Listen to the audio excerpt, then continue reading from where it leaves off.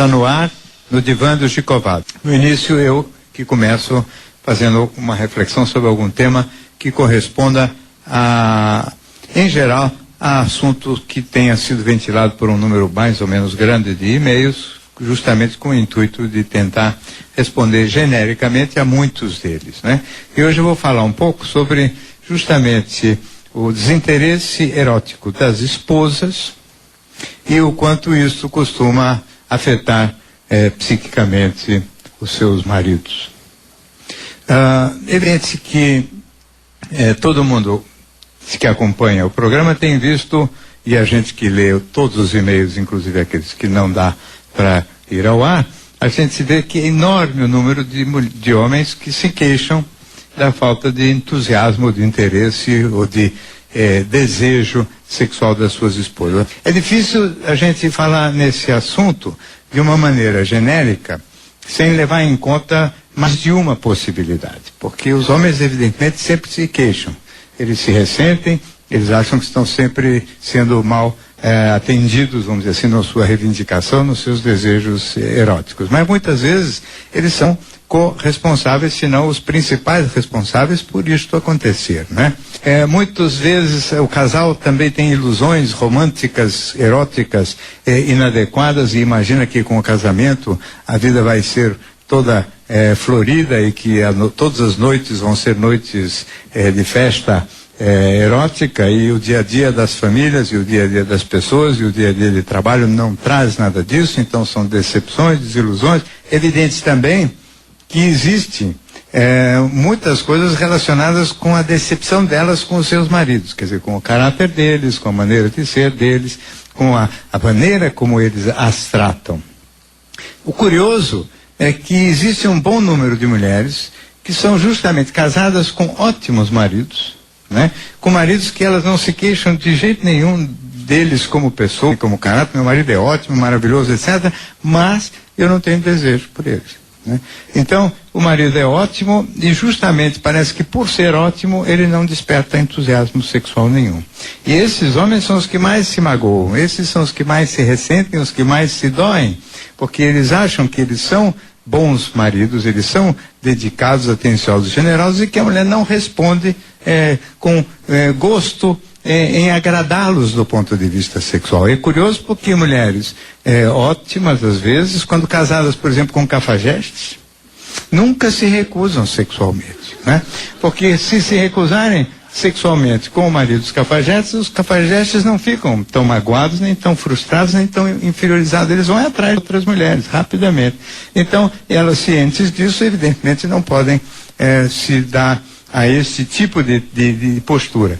Quando elas bloqueiam a sexualidade em relação aos seus maridos legais, maridos que elas gostam, respeitam, ou que elas admiram mesmo, provavelmente existe um intuito efetivo de incomodar, de rebaixar, de humilhar esses homens, que se sentem extremamente humilhados com a falta de interesse da mulher, e se sentem humilhados quando eles acham que deveriam receber um outro tipo de tratamento. Não o cafajeste, que eu volto a dizer, esse não só não se sente humilhado, como também não se incomoda tanto, porque ele resolve o problema dele por outros caminhos, não é?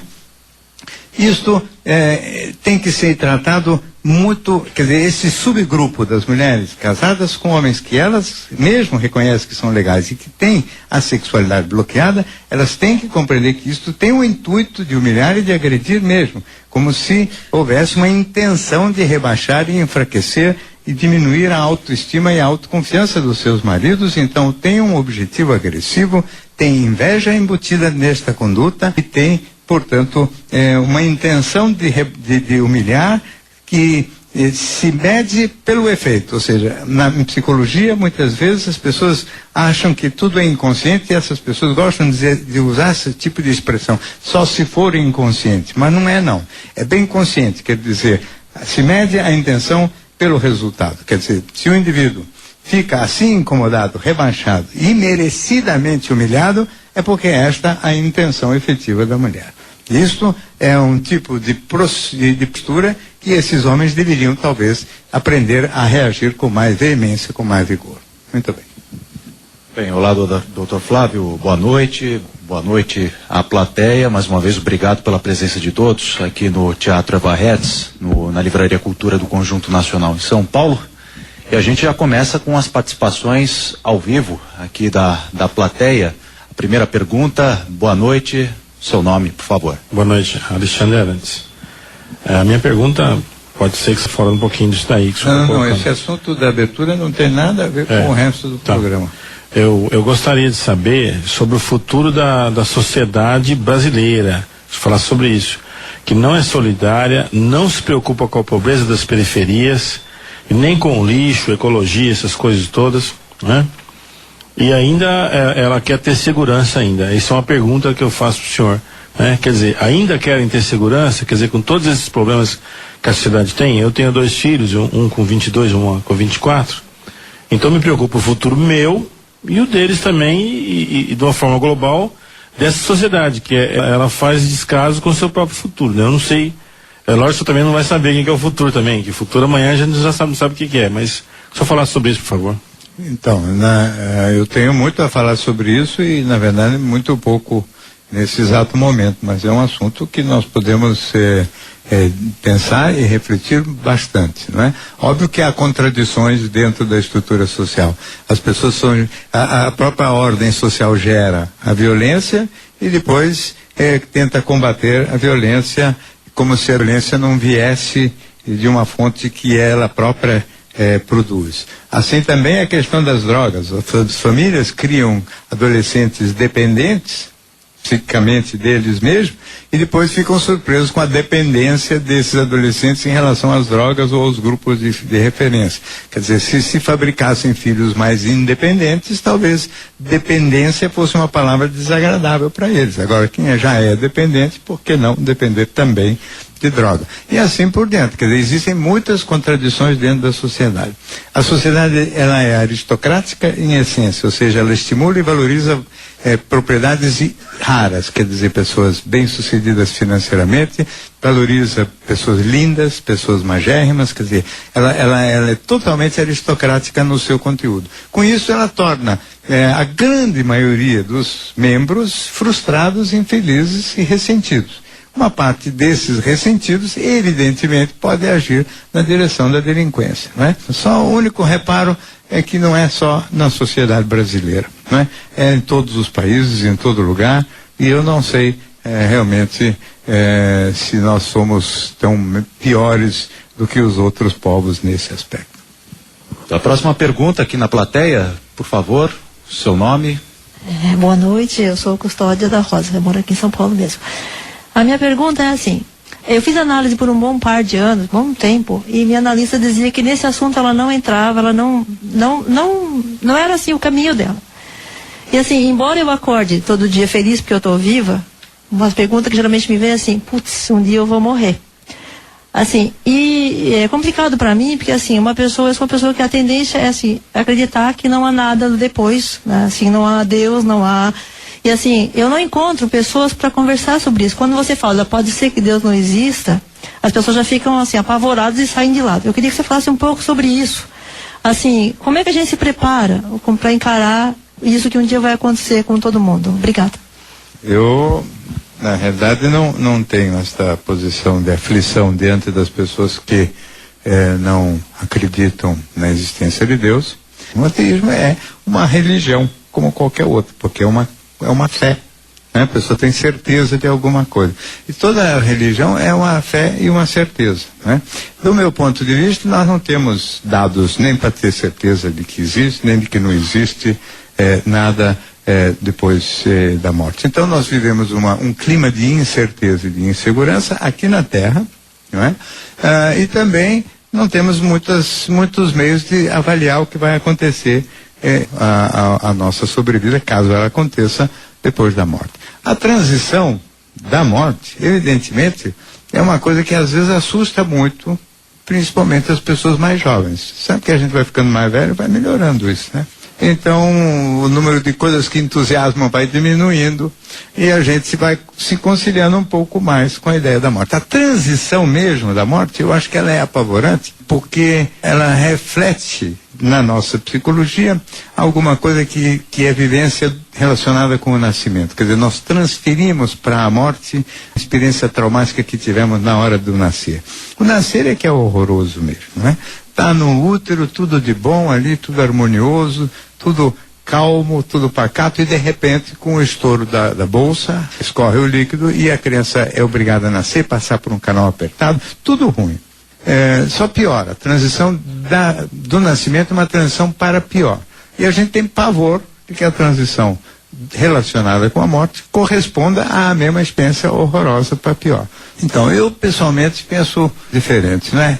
O Sócrates, filósofo grego, dizia que quando ele foi condenado à morte e assumiu, né, de tomar a cicuta, que é o veneno, com muita tranquilidade. E ele dizia claramente isso, né? A morte ou é um sono sem pesadelos, que aliás é ótimo, ou então a gente é uma transição para eu ir para o mesmo lugar onde está Homero e Hesíodo, que eram os dois poetas gregos que ele mais admirava.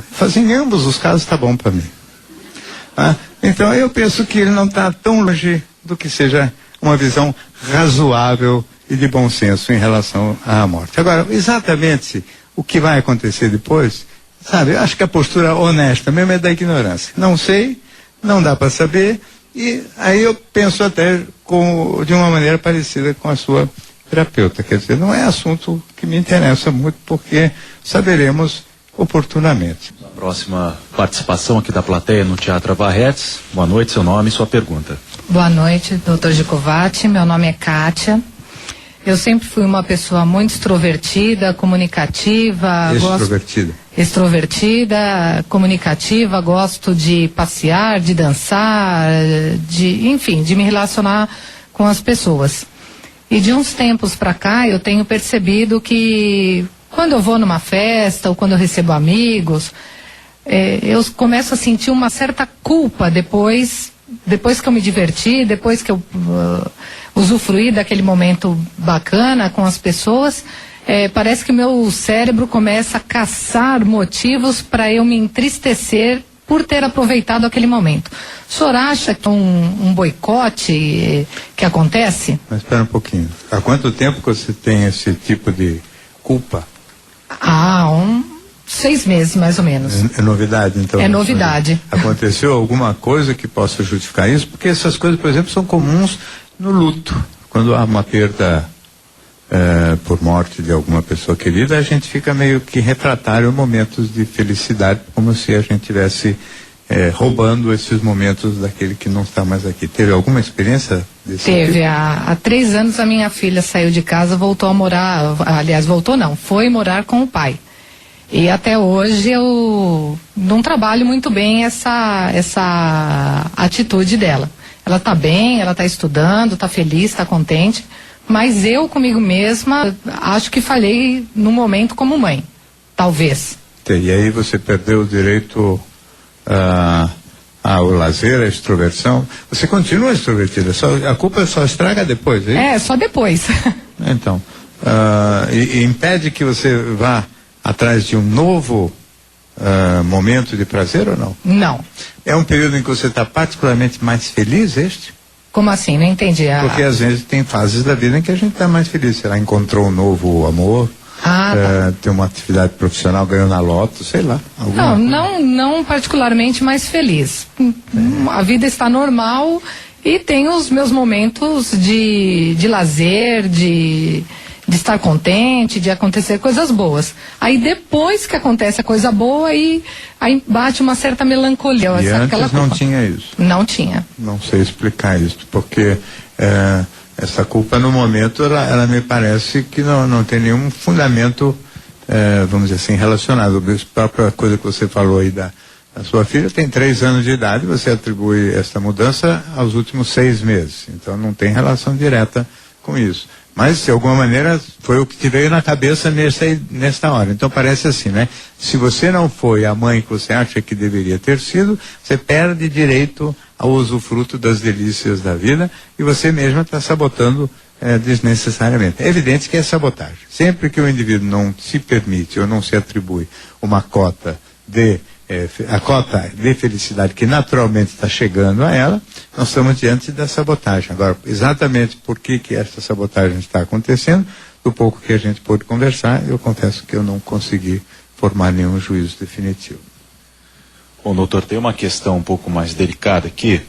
O Luiz, ele escreveu o seguinte: eu tenho 49 anos, sou separado há 2 anos, desempregado há 1 ano e não consigo superar a separação depois de 25 anos de casamento. Tentei o suicídio algumas vezes, fui diagnosticado com psicose pós-traumática, depressão e toque. Estou fazendo terapia, mas meu terapeuta segue uma linha de aconselhamento e acredito que uma linha analítica, interpretativa, talvez fosse mais eficaz. A pergunta dele é a seguinte: como esquecer um grande amor, sendo, nesse caso, levando até a tentar o suicídio?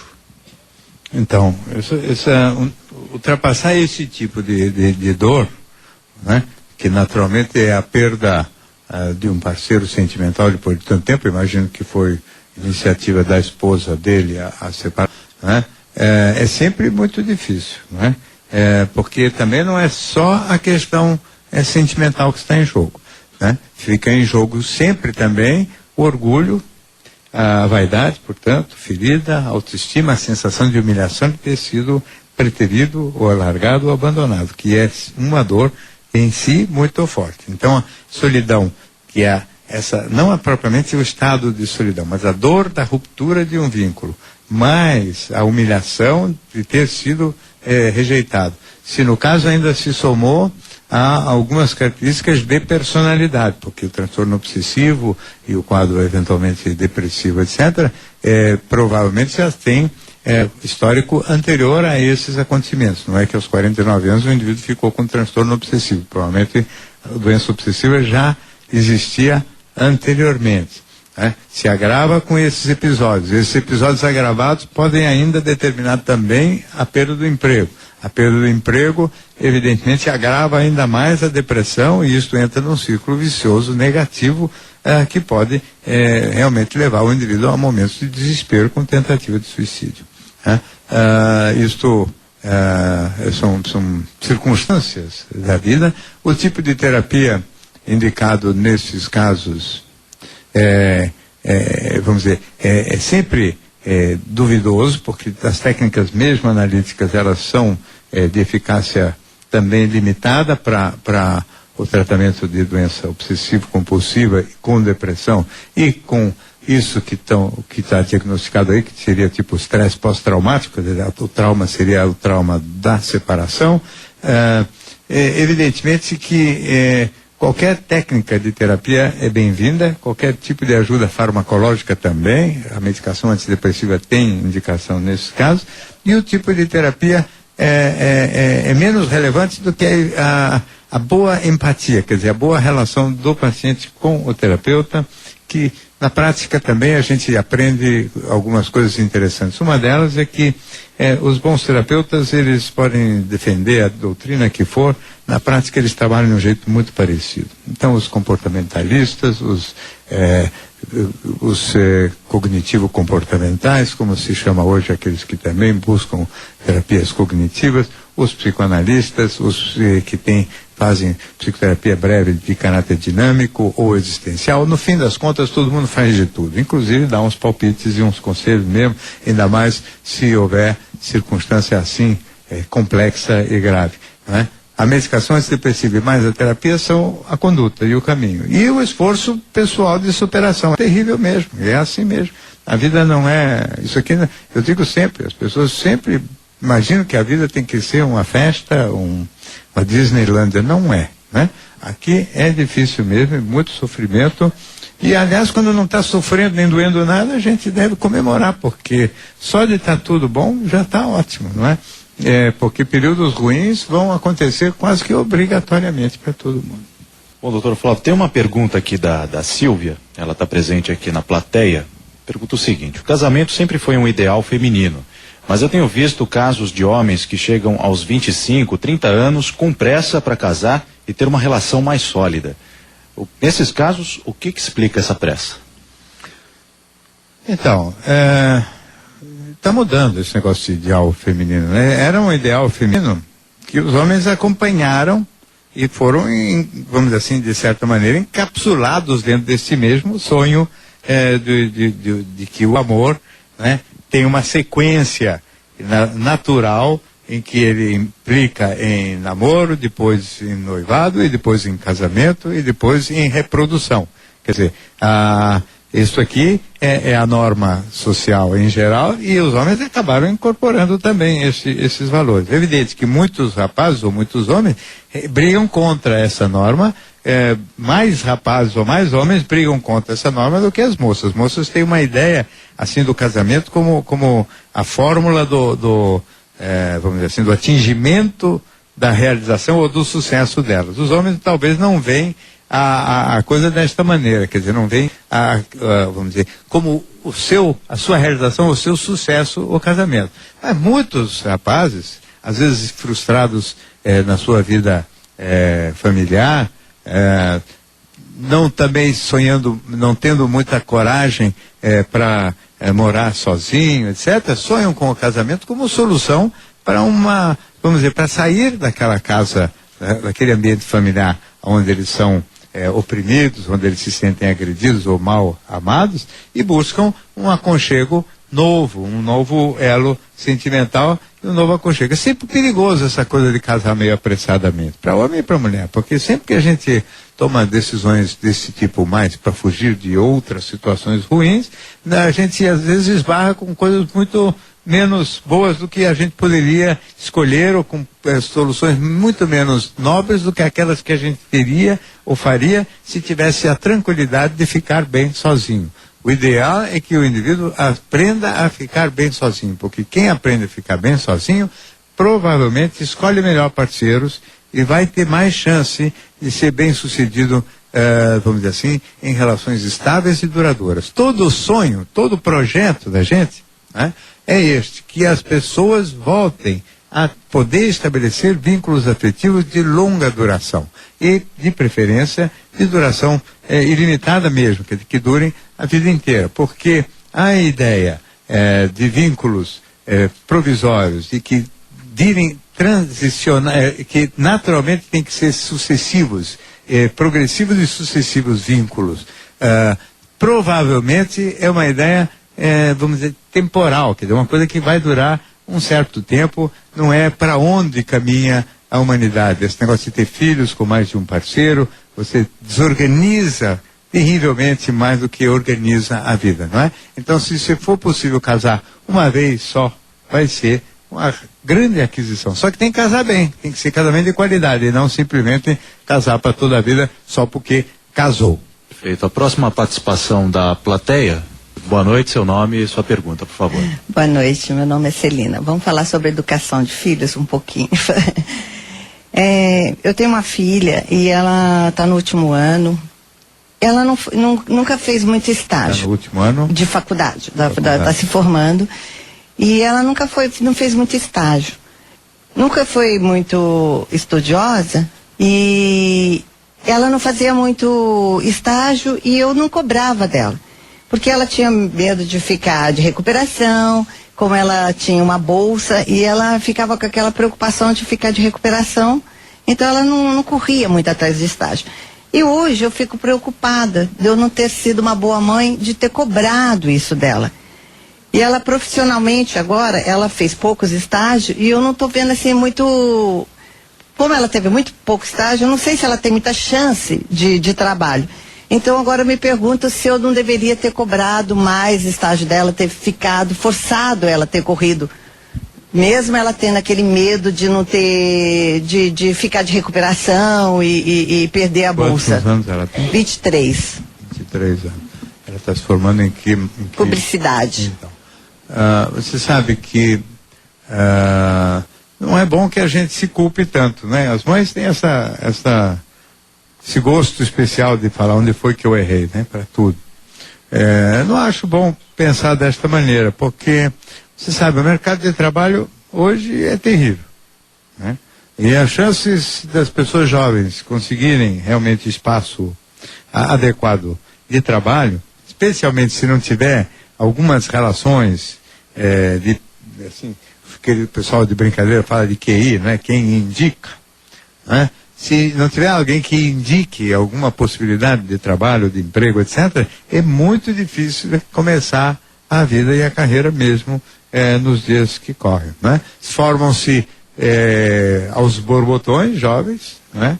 E o volume de empregos e de trabalho não cresce nessa velocidade. E também aqueles que conseguem trabalhos menos legais, e há um ganho também cada vez menor. Você sabe que esse problema do emprego, se a gente pensar, por exemplo, um pouquinho sobre o que tem acontecido nesses últimos meses nos Estados Unidos, você pode imaginar como é trágica a visão geral, né? Nos meses aqui do primeiro semestre de 2009, a perda de emprego é de mais ou menos 600 mil por mês, quer dizer, 600 mil americanos perdem emprego por mês, né? Esses 600 mil desempregados, você não pode nem imaginar que eles serão reempregados quando a crise se acalmar, porque uma boa parte deles não vai conseguir nunca mais emprego. Eu não estou falando de gente jovem, estou falando de gente no meio da vida, com filhos, etc. Porque uma boa parte desses 600 mil empregos perdidos a cada mês, primeiro não vão existir, porque as empresas pode ser que se reorganizem de uma maneira a precisar de menos funcionários. Segundo, vão ser substituídos por alguns jovens que vão entrar no mercado de trabalho a um preço, a um salário provavelmente da metade do valor desses que foram demitidos, para ganhar, portanto, pessimamente, né? Para garantir um espaço ruim, botando na rua gente que ainda em plena atividade de trabalho. Então, às vezes eu penso que, por isso eu digo que a sociedade como um todo está muito longe de estar pensando de uma maneira sábia sobre tudo isso. O certo seria ter um número de empregos proporcional ao número de vagas nas universidades, ou qualquer coisa parecida com isso. Mas as universidades proliferaram porque virou negócio, né? E naturalmente as pessoas vão se formar e não vão conseguir emprego, né? E vão disputar emprego com pessoas mais velhas e já mais experientes, não é? E não sei se fazer 2 ou 3 estágios a mais resolveria o problema. Óbvio que o estágio ajuda no sentido de, se ela for muito hábil socialmente e for muito habilidosa, a formar amigos no ambiente e, portanto, criar chances dela ser convidada depois para trabalhar em algum desses lugares. Mas normalmente não é porque estagiou 2 ou 3 ou 4 meses em algum lugar que realmente ela estará mais preparada do que outras pessoas para exercer função nenhuma. O mundo,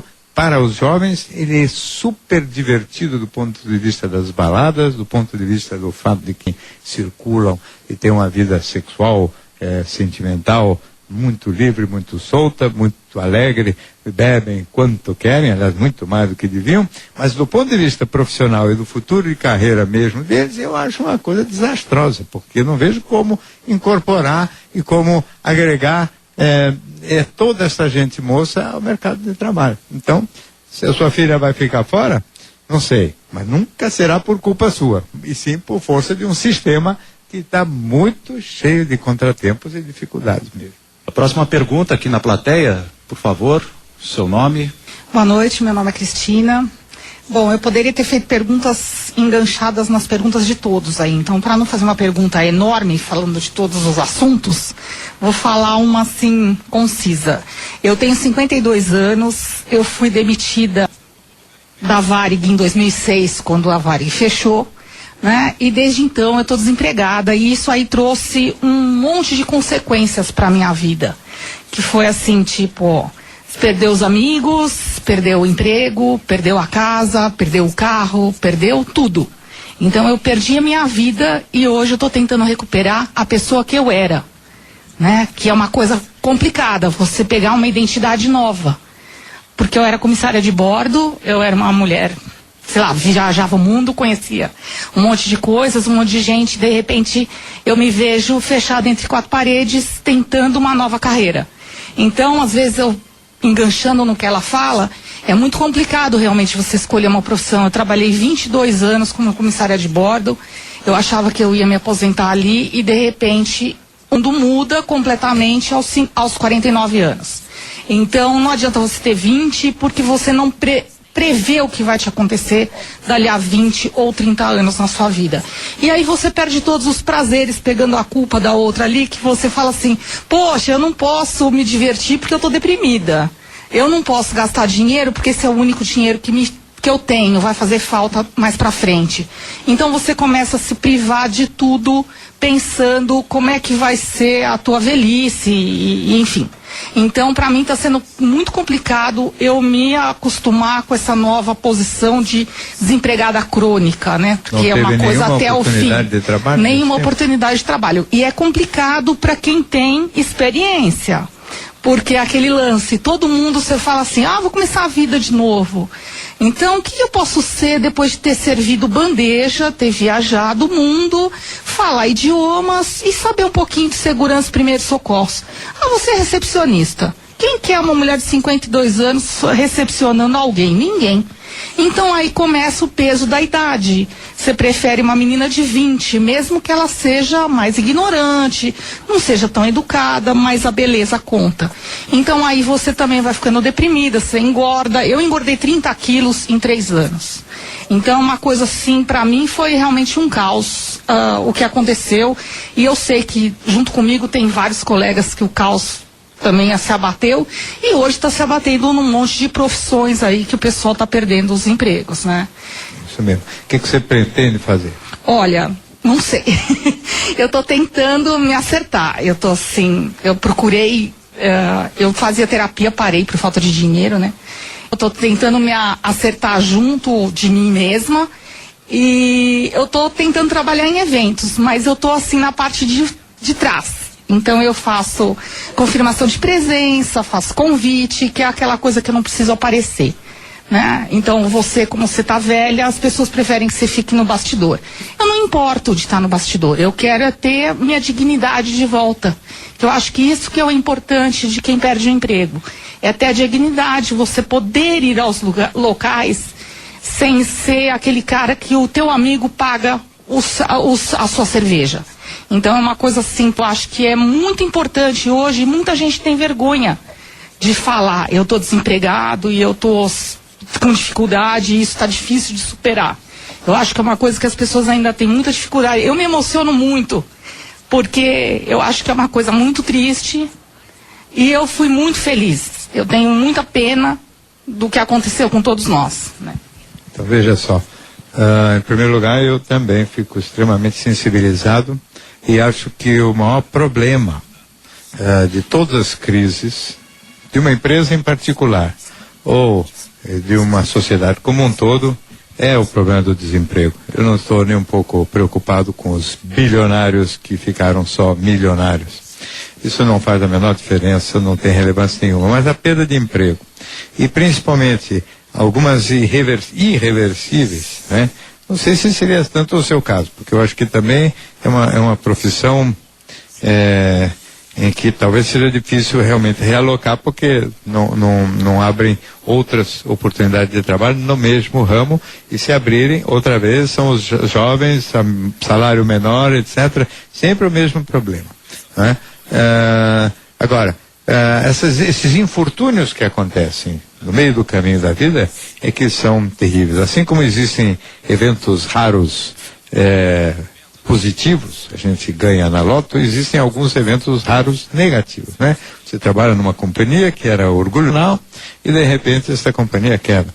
Eu imagino que os 20 mil funcionários que a General Motors seja demitido ao longo desses dias de junho, que foram os dias que nós fizemos a gravação aqui, estejam passando por situação parecida e gente que nasceu, se formou profissionalmente dentro da GM, né, que esperava se aposentar dentro da GM e que de repente tem a carreira truncada irreversivelmente, exatamente como a sua. Quer dizer, essa irremediabilidade é que é às vezes chocante e pode acontecer de fato para qualquer pessoa, né? E para todos nós, né? Então a gente não deve talvez nunca, acho que só sobra uma lição disso: a gente nunca deve se tornar uma pessoa muito arrogante, muito metida só porque está numa fase boa da vida, porque a vida é comprida, e do mesmo modo que a gente não deve ficar muito afundado nas fases ruins porque pode melhorar, Também não deve apostar muito nas fases boas, porque pode piorar sempre e a gente pode ficar na situação daqueles em relação aos quais a gente está querendo se exibir ou se manifestar. Humildade é a palavra-chave, incerteza é a outra palavra-chave da condição humana. Tudo pode acontecer para todo mundo, de bom e de ruim. Independentemente daquilo que a gente faça como acertos ou erros, não é? Você sabe que na medicina também existem coisas desse tipo. De repente, estuda, se especializa numa área, né? Você imagina, você falou aí de engordar os 30 quilos, né? Você imagina que de repente se descubra um remedinho, né, desses que impede a absorção intestinal para valer, né? E todos os endocrinologistas que vivem hoje de tratar a obesidade vão ficar na mesma situação que você, desempregados, porque não é todo mundo conseguir resolver o problema com uma pílulazinha. Já aconteceu isso em outras áreas da medicina. A tuberculose já foi uma especialidade muito importante e, de repente, com o surgimento da streptomicina, que é um antibiótico, deixou de existir como especialidade. Não acabou a doença, mas acabou a especialidade. E muita gente perdeu o emprego e ficou numa situação parecida com a sua. É a fatalidade do destino. Bom, doutor Flávio, tem uma pergunta aqui, foi um e-mail enviado pelo Tiago. Doutor Gicovati, sou muito magro e tenho dificuldade de ficar sem camisa na presença de alguém. Ultimamente eu tenho conseguido usar camisa sem manga, naturalmente, o que já é um avanço. Mas como eu posso resolver de uma vez essa questão, tirar a camisa em público sem me sentir inferior aos outros? Então, Tiago, você está um pouco atrasado até aí nas suas preocupações, porque hoje, quanto mais magro, melhor. Apesar de que, veja só, do ponto de vista do corpo masculino, as coisas vêm se modificando, não é? Antigamente, o corpo masculino muito magro e até musculoso era sinal de ser um operário braçal, uma pessoa que tinha uma classe ou pertencia a uma classe social inferior. As pessoas sempre tinham, as pessoas de classe social melhor, tinham lá uma certa protuberância na barriga, que eles chamavam de poupança, né? Sinal de prosperidade, sinal também de pouca atividade física, porque a atividade física era indicativo de pobreza, de falta de condições para exercer atividade intelectual. De fato, os meninos sempre tiveram problemas com esse negócio da camisa ou camiseta. A maior parte das vezes são meninos gordos, né? Que têm medo de mostrar as gorduras e de ser objeto de deboche, ironia e gozação por parte dos outros meninos, né? O maior problema dos meninos no início da puberdade e até antes disso, e também às vezes se estendendo ao longo da vida adulta, é a avaliação dos outros meninos, né? Não é ainda a avaliação feminina. A avaliação feminina entra como problema mais para diante. Os meninos têm medo da ironia e do deboche dos outros meninos porque eles são maldosos para danar, não é? E evidentemente arrumam apelidos imediatamente. Este moço, o Tiago, certamente sentiu-se também ele ameaçado pelo deboche e ironia dos moços quando, muito magro, né, mostrou-se fisicamente inadequado. A preocupação com a ciência física só vem crescendo. Hoje todo mundo busca, mesmo um corpo sarado, quer dizer, um corpo fisicamente cultivado. Não é mais sinal de pobreza ter músculo, ao contrário, é sinal de ser frequentador de academia e, portanto, de pessoa que tem alguma condição financeira melhor. Também é uma época em que as pessoas passaram a valorizar um pouco mais o corpo, não é? O que é uma coisa boa também, no sentido de que intelectuais e pessoas pensantes de antigamente só se ocupavam do intelecto e achavam que o corpo era um cabide só para carregar a alma para lá e para cá. Essa preocupação maior ao corpo tem a ver também com os benefícios que a saúde, para a saúde, que a boa atividade física traz. E naturalmente, hoje também os homens se preocupam muito em impressionar fisicamente as mulheres, que resolveram valorizar a beleza e a aparência física dos homens, coisa que também não faziam antigamente, só se preocupavam ou com o intelecto, com o caráter, com a inteligência ou com a posição social e financeira dos homens e nunca com a aparência física. Agora vem mudando tudo, até talvez porque os homens não tenham mais muita condição financeira mesmo e não tenham também grande dedicação a cultivar valores e virtudes intelectuais, então, evidentemente, está sobrando cada vez mais só o corpo nesse aspecto. Mas, para as mulheres valorizarem. Mas, eu penso que isto é um sinal também positivo de preocupação com a boa saúde, uma boa disposição e energia física, e acho que é alguma coisa que tem que crescer mesmo.